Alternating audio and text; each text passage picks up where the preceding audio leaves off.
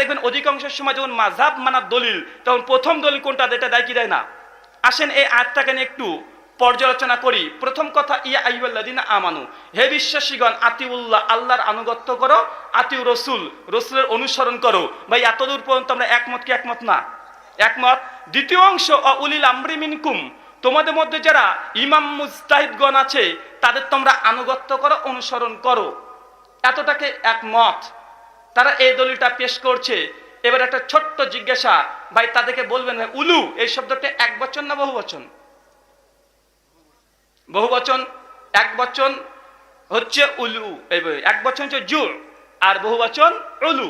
তবে উলুল আমর মিনকুম, তোমাদের মধ্যে যারা ইমামগণ আছে তাদের আনুগত্য অনুসরণ করো। ভাই আরবিতে বহু বচন যেন কটা সংখ্যা লাগে? কমপক্ষে 3টা ছাড়া বহু বচন হবে। কারণ আরবিতে এক বচন, দ্বিবচন, তারপরে বহু বচন। তো তার মানে বোঝা গেল এই উলুল আমর মিনকুম যদি হয়, তার মানে বোঝা গেল এই একসঙ্গে 3টে মাযহাব মানতে হবে। ভাই এটা তাহলে একটা মাযহাব মানার দলিল হয় কেটা? তারা বলছে না, 4-এর মধ্যে একটা মানতে হবে। একসঙ্গে যদি হানাফি, শাফি, মালিকি, হাম্বলি হন তাহলে মানা যাবে না।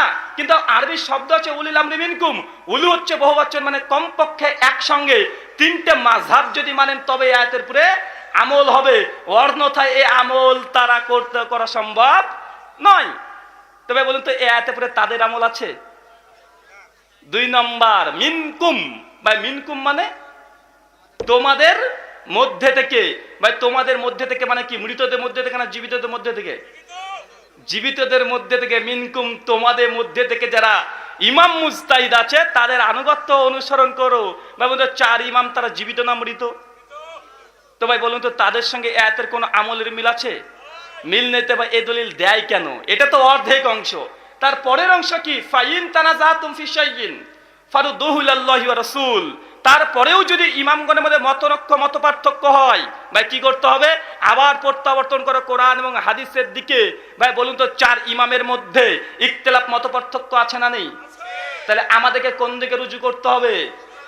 আবার কোরআন আর হাদিসের দিকে। ভাই এই আয়াত থেকে দলিল দেয়, কিন্তু এই আয়াতের একটা লাইন, একটা হরফের পুরে তাদের আমল নাই। কেন? মিনকুম জীবিত ইমামের করো, মৃতদের করতে পারবা না। 2 উলু, একসঙ্গে 3টে মাযহাব মানার দলিল কমপক্ষে এটা তোমরা হচ্ছে একটা মানতে হবে, বাকিগুলো মানা যাবে না।